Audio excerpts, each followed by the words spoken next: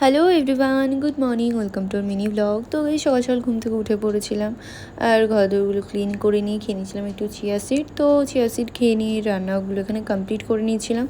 এখানে হচ্ছিল ভাত আর আলু উচ্ছে ভাজাটা কমপ্লিট করে নিয়েছিলাম। তার মধ্যে ভাত হয়ে গেছিলো বলে ভাতটা উপর দিয়ে নিয়েছিলাম।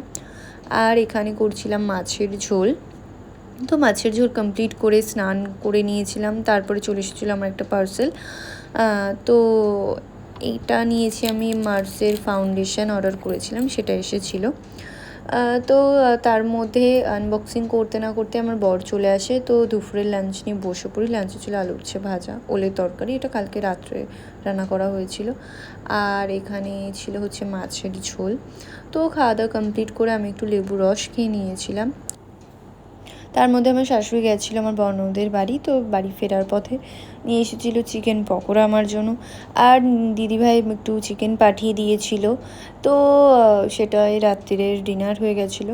তো গাইজ, ব্লগটা এই পর্যন্ত। ভালো লাগলে like, comment, share and subscribe করেছো। বাই গাইজ, দেখা হচ্ছে পরের মিনি ব্লগে।